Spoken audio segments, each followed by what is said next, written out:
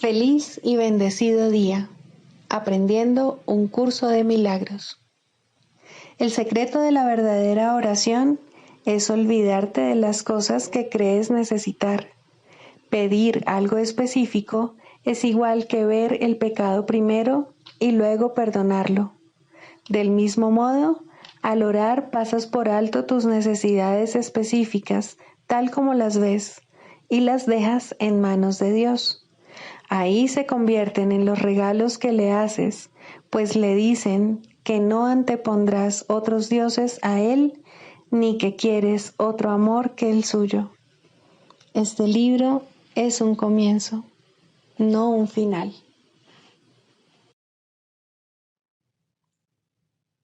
Del prefacio, que postula, párrafo 3.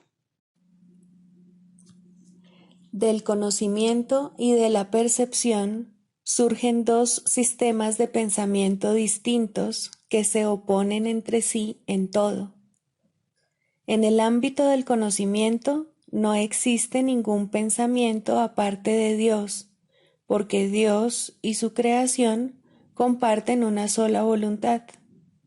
El mundo de la percepción, por otra parte, se basa en la creencia en opuestos, en voluntades separadas y en el perpetuo conflicto que existe entre ellas y Dios.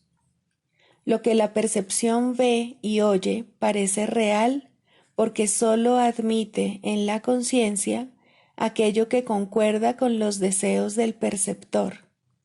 Esto da lugar a un mundo de ilusiones, mundo que es necesario defender sin descanso, precisamente porque no es real. Introducción. Este es un curso de milagros, es un curso obligatorio. Solo el momento en que decides tomarlo es voluntario. Tener libre albedrío no quiere decir que tú mismo puedas establecer el plan de estudios. Significa únicamente que puedes elegir lo que quieres aprender en cualquier momento dado. Este curso no pretende enseñar el significado del amor, pues eso está más allá de lo que se puede enseñar. Pretende, no obstante, despejar los obstáculos que impiden experimentar la presencia del amor, el cual es tu herencia natural. Lo opuesto al amor es el miedo, pero aquello que todo lo abarca no puede tener opuestos. Este curso puede, por lo tanto, resumirse muy simplemente de la siguiente manera. Nada real puede ser amenazado. Nada irreal existe. En esto radica la paz de Dios. Capítulo 1. El significado de los milagros. Primero, principios de los milagros. Principio 4. Todos los milagros significan vida, y Dios es el dador de la vida. Su voz te guiará muy concretamente. Se te dirá todo lo que necesitas saber.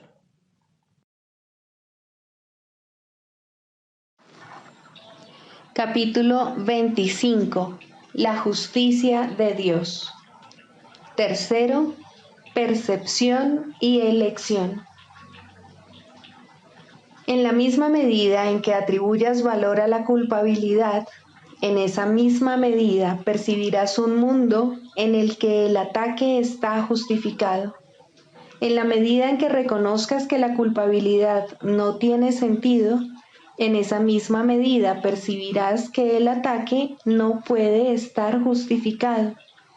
Esto concuerda con la ley fundamental de la percepción. Ves lo que crees que está ahí y crees que está ahí porque quieres que lo esté.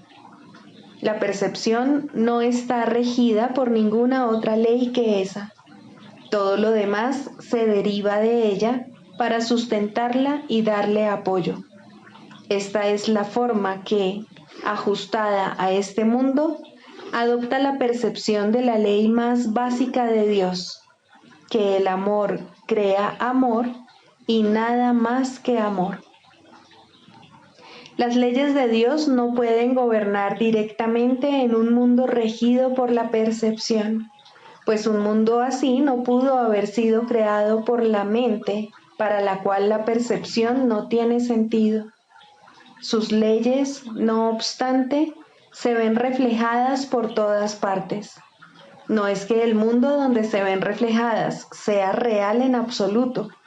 Es real solo porque su Hijo cree que lo es, y Dios no pudo permitirse a sí mismo separarse completamente de lo que su Hijo cree. Él no pudo unirse a la demencia de su Hijo, pero sí pudo asegurarse de que su cordura lo acompañase siempre, para que no se pudiese perder eternamente en la locura de su deseo. La percepción se basa en elegir, pero el conocimiento no. El conocimiento está regido por una sola ley, porque solo tiene un creador. Pero este mundo fue construido por dos hacedores que no lo ven de la misma manera. Para cada uno de ellos el mundo tiene un propósito diferente y es el medio perfecto para apoyar el objetivo para el que se percibe. Para aquel que desea ser especial, es el marco perfecto en el que manifestar su deseo, el campo de batalla perfecto para librar sus guerras y el refugio perfecto para las ilusiones que quiere hacer reales. No hay ninguna ilusión que en su percepción no sea válida, ni ninguna que no esté plenamente justificada. El mundo tiene otro hacedor, el corrector simultáneo de la creencia desquiciada de que es posible establecer y mantener algo sin vínculo que lo mantenga dentro de las leyes de Dios, no como la ley en sí conserva al universo tal como Dios lo creó, sino en una forma que se adapte a las necesidades que el Hijo de Dios cree tener. No obstante, error corregido es error eliminado, y de este modo Dios ha seguido protegiendo a su Hijo, incluso en su error. En el mundo al que el error dio lugar, existe otro propósito, porque el mundo tiene otro hacedor que puede reconciliar el objetivo del mundo con el propósito de su creador. En su percepción del mundo no hay nada que no justifique el perdón y la visión de la perfecta impecabilidad. Nada que pueda ocurrir que no encuentre perdón instantáneo y total, ni nada que pueda permanecer un solo instante para empañar la impecabilidad que brilla inmutable, más allá de los fútiles intentos del especialismo de expulsarla de la mente, donde no puede sino estar, e iluminar al cuerpo en su lugar. Los luceros del cielo no son para que tu mente elija dónde los quiere ver. Si elige verlos en otra parte que no sea su hogar, como si estuviesen arrojando su luz sobre un lugar donde jamás podrían estar, entonces el hacedor del mundo tiene que corregir tu error, pues de otro modo te quedarías en las tinieblas donde no hay luceros. Todo aquel que se encuentra aquí ha venido a las tinieblas, pero nadie ha venido solo, ni necesita quedarse más de un instante, pues cada uno ha traído la ayuda del cielo consigo, lista para liberarlo de las tinieblas y llevarlo a la luz en cualquier momento. Esto puede ocurrir en cualquier momento que él decida, pues la ayuda está aquí, esperando tan solo su decisión, y cuando decida hacer uso de lo que se le dio, verá entonces que todas las situaciones que antes consideraba como medios para justificar su ira, se han convertido en eventos que justifican su amor. Oirá claramente que las llamadas a la guerra que antes oía son realmente llamamientos a la paz. Percibirá que lo que antes atacó no es sino otro altar en el que puede, con la misma facilidad y con mayor dicha, conceder perdón. Y reinterpretará cualquier tentación simplemente como otra oportunidad más para ser feliz. ¿Cómo podría ser que una percepción errónea fuese un pecado? Deja que todos los errores de tus hermanos sean para ti únicamente una oportunidad más de ver las obras del ayudante que se te dio para que vieses el mundo que él construyó en vez del tuyo. ¿Qué puede estar entonces justificado? ¿Qué es lo que quieres? Pues estas dos preguntas son lo mismo, y cuando hayas visto que son lo mismo, habrás tomado una decisión, pues ver ambas preguntas como una sola es lo que te libera de la creencia de que hay dos maneras de ver. Este mundo tiene mucho que ofrecerle a tu paz, y son muchas las oportunidades que te brinda para extender tu perdón. Tal es el propósito que encierra para aquellos que desean ver la paz y el perdón descender sobre ellos y ofrecerles la luz. El hacedor del mundo de la mansedumbre tiene absoluto poder para contrarrestar el mundo de la violencia y del odio que parece interponerse entre su mansedumbre y tú. Dicho mundo no existe ante sus ojos perdonadores y por lo tanto no tiene por qué existir ante los tuyos. El pecado es la creencia fija de que lo que se percibe no puede cambiar. Lo que ha sido condenado está condenado para siempre, al ser eternamente imperdonable.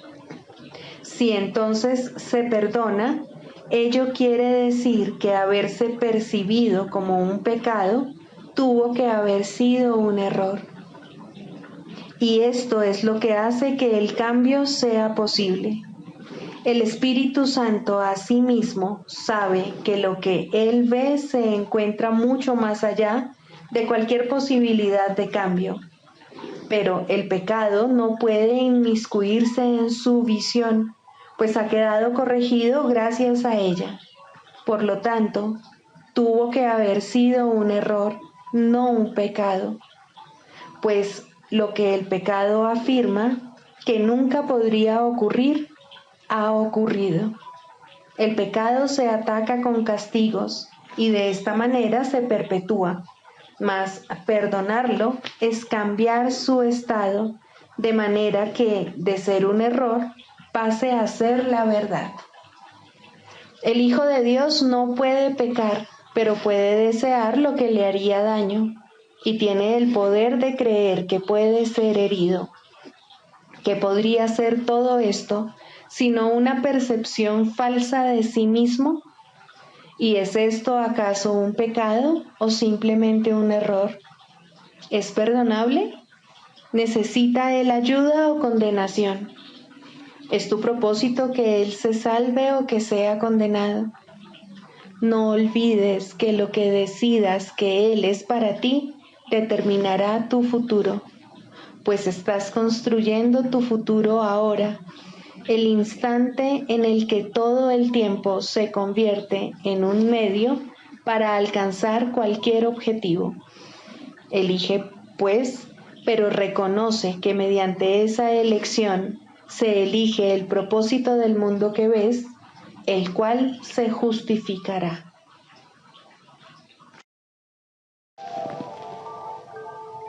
Libro de ejercicios, lección 66.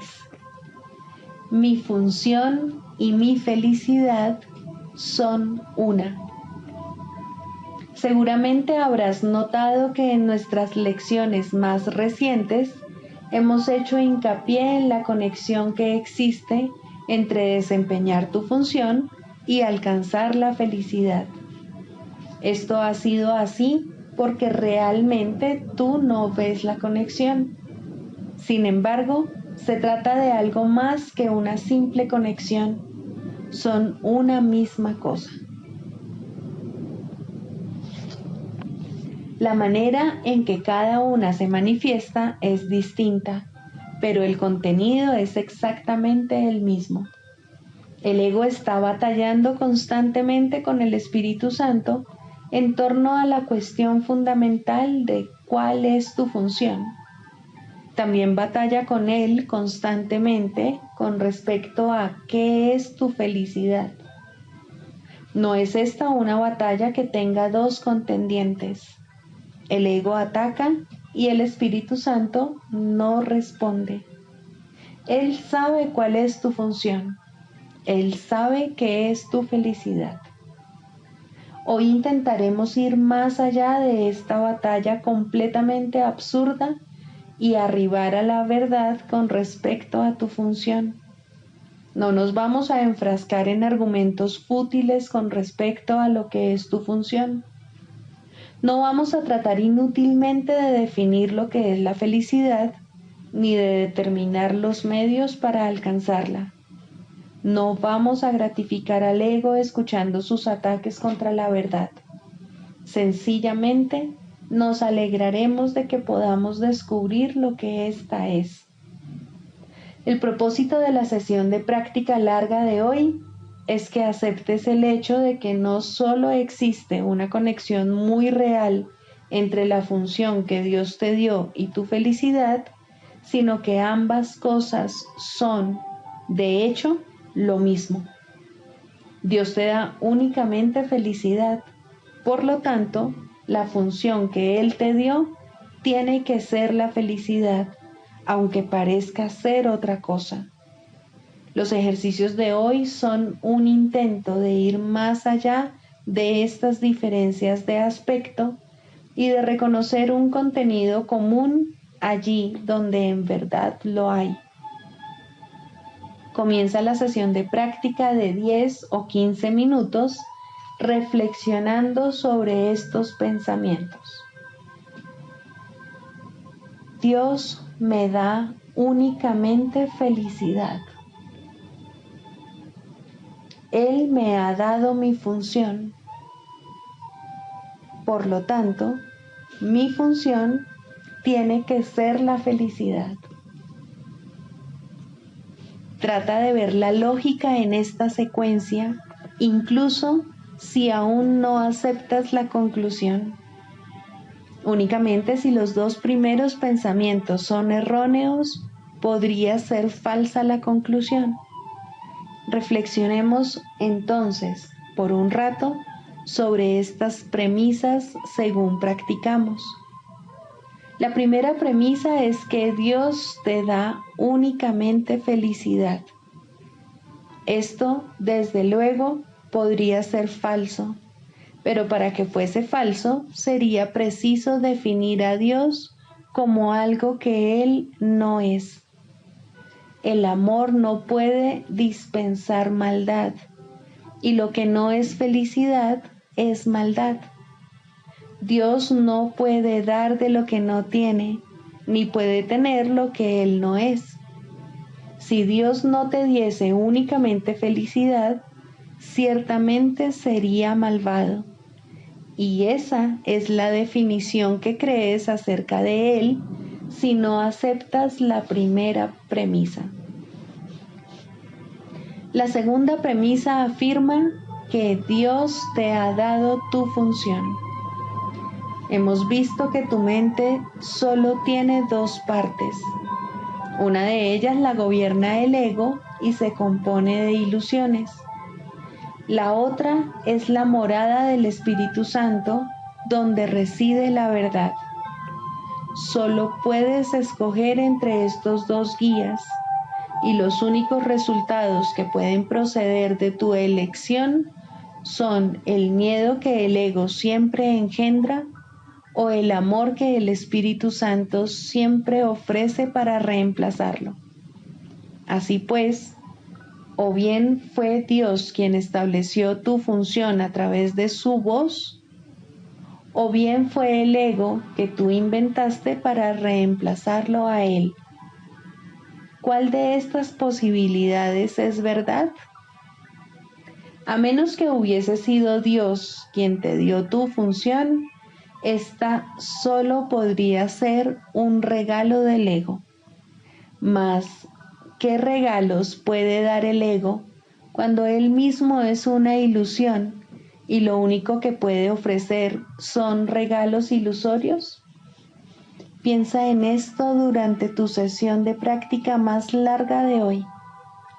Piensa asimismo en las múltiples formas que tu ilusoria función ha adoptado en tu mente y en las muchas maneras por las que, guiado por el ego, trataste de encontrar la salvación.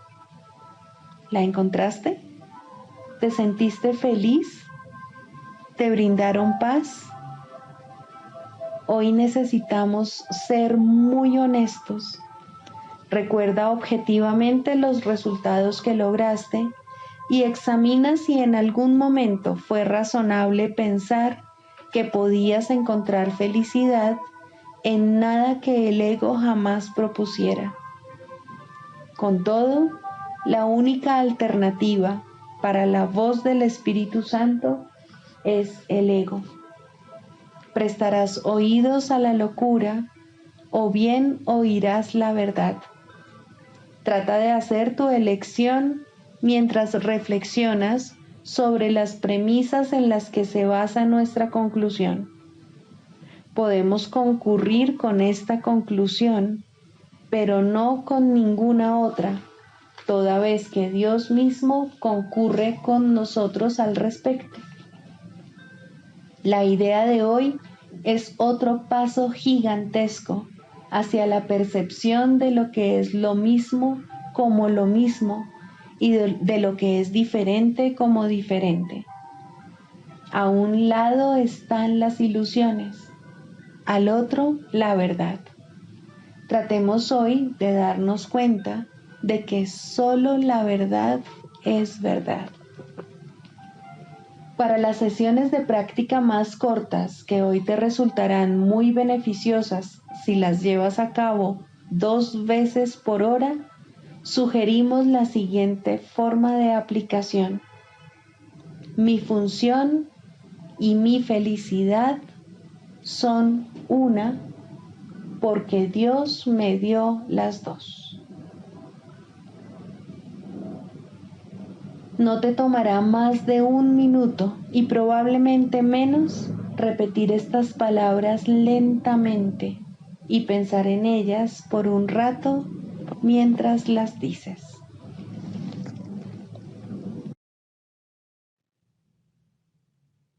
Del Manual para el Maestro, pregunta 4. ¿Cuáles son las características de los maestros de Dios? 7. Generosidad. La palabra generosidad tiene un significado especial para el Maestro de Dios. No es el significado usual de la palabra. De hecho, es un significado que tiene que aprenderse, y aprenderse muy bien. Al igual que todos los demás atributos de los Maestros de Dios, esta se basa, a fin de cuentas, en la confianza, puesto que sin confianza nadie puede ser generoso en el verdadero sentido de la palabra. Para el mundo, generosidad significa dar en el sentido de perder. Para los maestros de Dios, generosidad significa dar en el sentido de conservar. Se ha hecho hincapié en esta idea a lo largo del texto, así como en el libro de ejercicios, pero tal vez sea más extraña para el pensamiento del mundo que muchas de las otras ideas de nuestro programa de estudios. Lo que la hace más extraña es el hecho de que es obviamente lo opuesto a la manera de pensar del mundo. De la manera más clara posible y en el más simple de los niveles, la palabra significa exactamente lo opuesto para los maestros de Dios que para el mundo. El maestro de Dios es generoso en interés propio, pero no nos referimos aquí al interés propio del ser del que el mundo habla. El maestro de Dios no quiere nada que él no pueda dar, pues se da cuenta de que, por definición, ello no tendría ningún valor para él. ¿Para qué lo iba a querer? Solo podría perder por su causa, no podría ganar nada. Por lo tanto, no busca nada que sea solo para él, ya que eso sería la garantía de que lo perdería. No quiere sufrir, porque entonces iba a querer buscarse dolor, pero sí quiere conservar todas las cosas que son de Dios y que, por ende, son para su Hijo. Esas son las cosas que le pertenecen.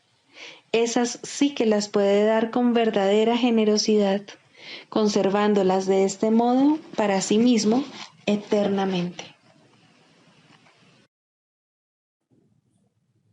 Manual para el maestro. Pregunta 7. ¿Debe repetirse la curación? En realidad, esta pregunta se contesta a sí misma. La curación no puede repetirse. Si el paciente se ha curado, ¿qué queda por curar? Y si la curación siempre tiene lugar, como ya hemos dicho, ¿qué es lo que hay que repetir?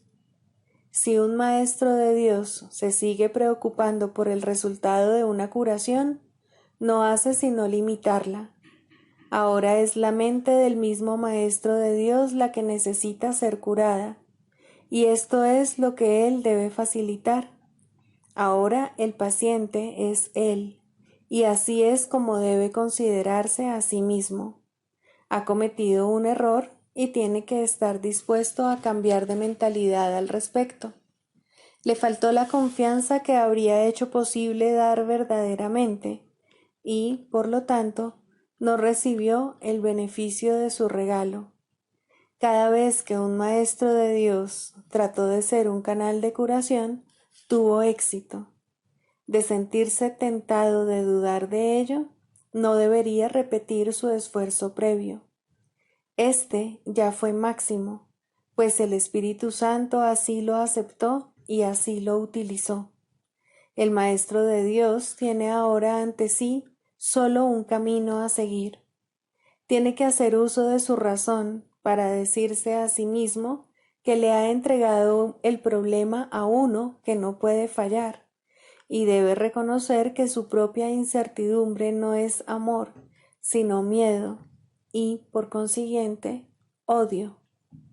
Su posición se ha hecho, por lo tanto, insostenible, pues le está ofreciendo odio a alguien a quien le ofreció amor. Esto es imposible. Habiendo ofrecido amor, solo se puede recibir amor. En esto es en lo que el Maestro de Dios tiene que confiar.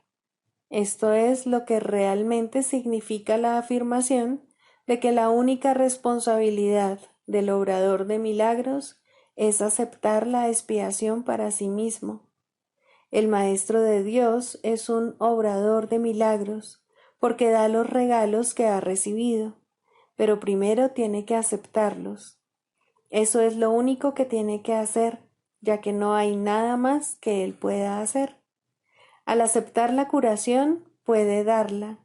Si pone esto en duda, que recuerde quién dio el regalo y quién lo recibió. Así se aclara su duda. Pensó que Dios le podía quitar los regalos que le había dado. Eso fue un error, pero es un error que no vale la pena conservar, y por lo tanto, lo único que el Maestro de Dios puede hacer es reconocerlo como tal y permitir que sea corregido. Una de las tentaciones más difíciles de reconocer es que dudar de la curación debido a que los síntomas siguen estando presentes es un error que se manifiesta en forma de falta de confianza. Como tal, es un ataque. Normalmente parece ser justamente lo contrario.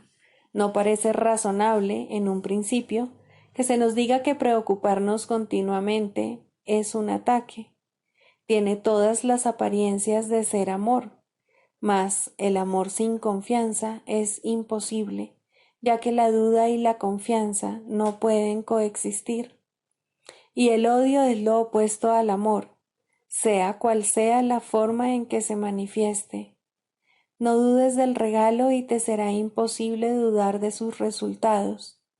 Esta es la certeza que les da a los maestros de Dios el poder para ser obradores de milagros, pues han depositado su confianza en Él.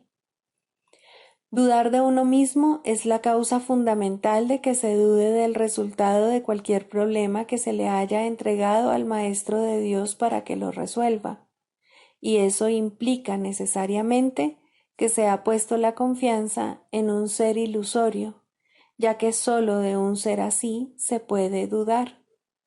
Esta ilusión puede adoptar muchas formas, tal vez temor a ser débil y vulnerable, tal vez miedo a fracasar y a sentirse avergonzado en conexión con un sentimiento de ineptitud, quizá vergüenza acompañada de culpabilidad procedente de una falsa humildad. La forma del error es irrelevante. Lo único que importa es que se le reconozca como lo que es, un error. El error es siempre una forma de preocupación con uno mismo a costa de la exclusión del paciente. Es no reconocer al paciente como parte del verdadero ser, lo cual representa, por lo tanto, una confusión de identidad. En tu mente se ha producido un conflicto acerca de lo que eres, y te has engañado con respecto a ti mismo, y te has engañado con respecto a ti mismo porque has negado la fuente de tu creación. Si ofrecieses únicamente curación, te sería imposible dudar. Si realmente quieres que el problema se resuelva, no puedes dudar. Si estás seguro de cuál es el problema, no puedes dudar. La duda es el resultado de deseos conflictivos. Ten certeza con respecto a lo que quieres y te será imposible dudar. Manual para el maestro. Clarificación de términos. 4. La percepción verdadera, el conocimiento. El mundo que ves no es más que la ilusión de un mundo. Dios no lo creó, pues lo que Él crea tiene que ser tan eterno como Él. En el mundo que ves, no obstante, no hay nada que haya de perdurar para siempre. Algunas cosas durarán en el tiempo algo más que otras, pero llegará el momento en el que a todo lo visible le llegue su fin. Los ojos del cuerpo no son, por lo tanto, el medio a través del cual se puede ver el mundo real, pues las ilusiones que contemplan solo pueden conducir a más ilusiones de la realidad. Y eso es lo que hacen, pues todo lo que los ojos del cuerpo ven no solo no ha de durar, sino que además se presta a que se tengan pensamientos de pecado y culpabilidad. Todo lo que Dios creó, por otra parte, está por siempre libre de pecado y por ende, por siempre libre de culpabilidad. El conocimiento no es el remedio para la percepción falsa, puesto que al proceder de distintos niveles jamás pueden encontrarse. La única corrección posible para la percepción falsa es la percepción verdadera. Esta no perdurará, pero mientras dure, su propósito será sanar. La percepción verdadera es un remedio que se conoce por muchos nombres: el perdón, la salvación, la expiación y la percepción verdadera son todos una misma cosa. Son el comienzo de un proceso cuyo fin es conducir a la unicidad que los trasciende a todos. La percepción verdadera es el medio por el que se salva al mundo de las garras del pecado, pues el pecado no existe. Y esto es lo que la percepción verdadera ve. El mundo se yergue como un sólido muro ante la faz de Cristo, pero la percepción verdadera lo ve solo como un frágil velo, tan fácil de descorrer que no podría durar más de un instante. Por fin se ve el mundo tal como es, y ahora no puede sino desaparecer, pues en su lugar ha quedado un espacio vacío, que ha sido despejado y preparado.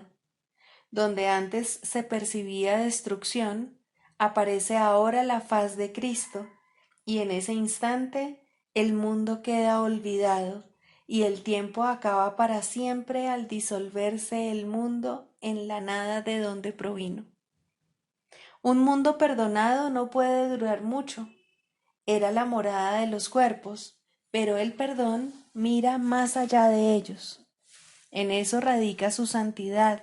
Así es como sana. El mundo de los cuerpos es el mundo del pecado, pues sólo si el cuerpo existiese sería posible el pecado. El pecado acarrea culpabilidad tan irremediablemente como el perdón acaba con ella. Y una vez que ha desaparecido todo rastro de culpabilidad, ¿qué queda que pueda seguir manteniendo al mundo separado y fijo en su lugar?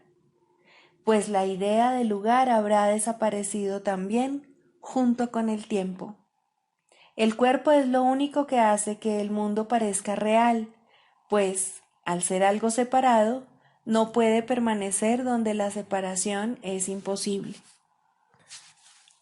El perdón prueba que es imposible porque no lo ve, y lo que entonces pasas por alto deja de ser comprensible para ti, tal como una vez estabas seguro de su presencia. Este es el cambio que brinda la percepción verdadera. Lo que antes se había proyectado afuera, ahora se ve adentro, y ahí el perdón deja que desaparezca. Ahí se establece el altar al Hijo, y ahí se recuerda a su Padre. Ahí se llevan todas las ilusiones ante la verdad y se depositan ante el altar. Lo que se ve como que está afuera no puede sino estar más allá del alcance del perdón, pues parece ser por siempre pecaminoso. ¿Qué esperanza puede haber mientras se siga viendo el pecado como algo externo? ¿Qué remedio puede haber para la culpabilidad? Mas, al ver a la culpabilidad y al perdón dentro de tu mente, estos se encuentran juntos por un instante, uno al lado del otro, ante un solo altar. Ahí, por fin, la enfermedad y su único remedio se unen en un destello de luz curativa. Dios ha venido a proclamar lo que es suyo. El perdón se ha consumado. Y ahora el conocimiento de Dios, inmutable, absoluto, puro y completamente comprensible, entra en su reino. Ya no hay percepción, ni falsa ni verdadera. Ya no hay perdón, pues su tarea ha finalizado. Ya no hay cuerpos, pues han desaparecido ante la deslumbrante luz del altar del Hijo de Dios. Dios sabe que ese altar es el suyo, así como el de su Hijo. Y ahí se unen, pues ahí el resplandor de la faz de Cristo ha hecho desaparecer el último instante del tiempo, y ahora la última percepción del mundo no tiene propósito ni causa, pues ahí donde el recuerdo de Dios ha llegado finalmente, no hay jornada, ni creencia en el pecado, ni paredes, ni cuerpos, y la sombría atracción de la culpabilidad y de la muerte se extingue para siempre. Oh hermanos míos, si tan solo supierais cuánta paz os envolverá y os mantendrá a salvo, puros y amados en la mente de Dios, no haríais más que apresuraros a encontraros con Él en su altar. Santificados sean vuestros nombres y el suyo, pues se unen ahí, en ese santo lugar. Ahí Él se inclina para elevaros hasta Él, liberándoos de las ilusiones para llevaros a la santidad, liberándoos del mundo para conduciros a la eternidad, liberándoos de todo temor y devolviéndoos al amor. Psicoterapia, segundo. El proceso de la psicoterapia. Introducción. La psicoterapia es un proceso que cambia la visión del yo. A lo sumo, este nuevo yo es un concepto de sí mismo más beneficioso, pero no puede esperarse que la psicoterapia establezca qué es realidad. Esa no es su función. Si logra abrirle paso a la realidad, ha alcanzado su máximo éxito. Toda su función, al final, consiste en ayudar al paciente a manejar un error fundamental: la creencia de que la ira le ofrece algo que en realidad desea y de que al justificar el ataque se está protegiendo a sí mismo. En la medida en que llegue a darse cuenta de que esto es un error, en esa misma medida se ha salvado realmente. Los pacientes no entran en una relación terapéutica con este objetivo en mente. Por el contrario, tales conceptos significan poco para ellos o no necesitarían ayuda. Su objetivo es ser capaces de conservar su concepto del yo exactamente como está, pero sin el sufrimiento que ello conlleva. Todo su equilibrio descansa sobre la insensata creencia de que esto es posible. Y como resulta tan claramente imposible para la mente sana, lo que buscan es magia. En las ilusiones, lo imposible se consigue fácilmente, pero a costa de hacer realidad las ilusiones. El paciente ya ha pagado su precio. Ahora quiere una ilusión mejor. Al comienzo, pues, la meta del paciente y la del terapeuta son divergentes. Tanto el terapeuta como el paciente pueden abrigar falsos conceptos de sí mismos, pero aún así, sus respectivas percepciones sobre la mejoría deben ser distintas. El paciente espera aprender a lograr los cambios que quiere sin cambiar su concepto de sí mismo de manera significativa. De hecho, espera que ese concepto se estabilice lo suficiente para incluir en él mismo los poderes mágicos que busca en la psicoterapia. Desea volver invulnerable lo vulnerable e ilimitado lo finito. El yo que ve es su Dios y lo único que busca es servirle mejor. Sin importar cuán sincero pueda ser el propio terapeuta, debe querer cambiar el concepto que el paciente tiene de sí mismo de alguna manera que considera real. La tarea de la terapia es reconciliar estas diferencias. Con suerte, ambos aprenderán a abandonar sus metas originales, pues solo en las relaciones puede hallarse la salvación. Al comienzo, es inevitable que tanto los pacientes como los terapeutas acepten metas irreales que no están completamente libres de matices mágicos. Finalmente, estas se abandonarán en las mentes de ambos. El canto de la oración. Tercero, orar por otros. Dijimos que siempre oras por ti mismo y así es. ¿Por qué entonces debes orar por otros? Y si debes hacerlo, ¿cómo lo debes hacer? Orar por otros, si se ha entendido correctamente, se convierte en el medio para eliminar la culpa que has proyectado sobre tu hermano y poder reconocer que no es él quien te está haciendo daño.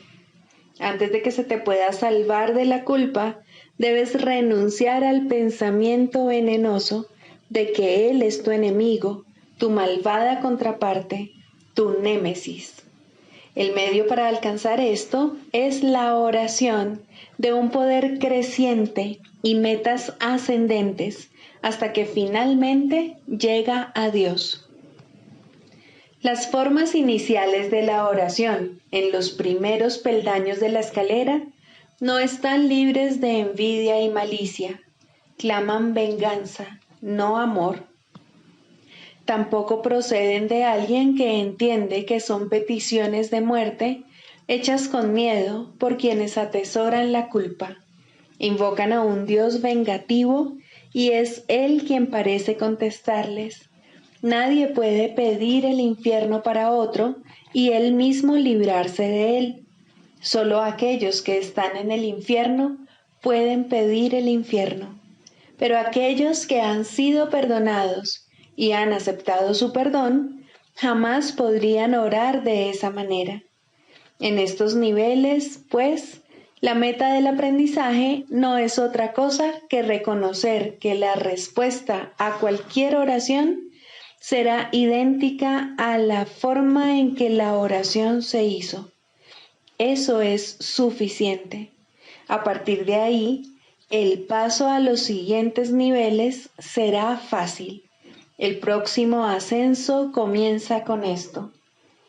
Lo que he pedido para mi hermano no es lo que querría para mí. Por lo tanto, lo he convertido en mi enemigo. Es evidente que este paso no lo puede dar quien no ve la liberación de otros como algo ventajoso y de valor para sí mismo. Puede aplazarse por largo tiempo porque puede parecer peligroso en lugar de compasivo. Para los culpables, ciertamente, parece una ventaja tener enemigos y este imaginado beneficio debe desaparecer si es que se ha de liberar a los enemigos. La culpa se debe abandonar, no ocultar. Esto no se puede hacer sin cierto dolor y tener un atisbo de la naturaleza misericordiosa de este paso puede llevar por algún tiempo a un profundo retraimiento en el miedo, pues las defensas del temor son temibles en sí mismas y cuando se reconocen traen el miedo con ellas. No obstante, ¿qué ventaja le ha reportado jamás a un prisionero la ilusión del escape? Su verdadero escape de la culpa radica únicamente en el reconocimiento de que la culpa ha desaparecido. Mas, ¿cómo puede reconocerse esto mientras la oculte en otro y no vea que es la suya propia? El miedo a escapar hace difícil dar la bienvenida a la libertad y convertir a un enemigo en carcelero parece ofrecer seguridad. ¿Cómo, entonces, se le puede librar sin que se apodere de ti un profundo miedo? Has hecho de él tu salvación y tu escape de la culpa. Tu inversión en esta forma de escape es enorme y el miedo de renunciar a ella es grande en verdad. Aquíétate por un instante ahora mismo y piensa en lo que has hecho. No olvides que fuiste tú quien lo hizo y quien puede, por lo tanto, dejarlo ir. Extiende la mano. Este enemigo ha venido a bendecirte. Acepta su bendición y siente tu corazón elevarse y tu miedo desaparecer. No te aferres al miedo ni a él. Él es un hijo de Dios al igual que tú. No es un carcelero, sino un mensajero de Cristo. Sé esto para él, para que él lo sea para ti. No es fácil darse cuenta de que orar para pedir cosas, posición social, amor humano, regalos externos de la clase que sean, siempre se hace para establecer carceleros y ocultarse de la culpa. Estas cosas se emplean como metas que sustituyen a Dios y por lo tanto distorsionan el propósito de la oración. Desearlas es orar por ellas. Uno no necesita pedir explícitamente.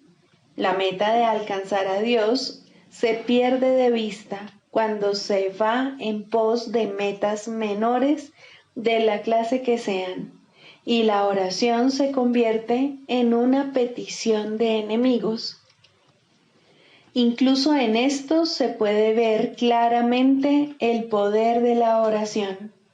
Nadie que desee un enemigo dejará de encontrarlo, mas con igual seguridad perderá de vista la única meta real que se le ofrece. Piensa en el costo que ello supone y compréndelo bien. Todas las demás metas son a costa de Dios. Sigamos a Jesús haciendo del perdón algo tan natural como respirar y algo tan vital como el aire. Amén.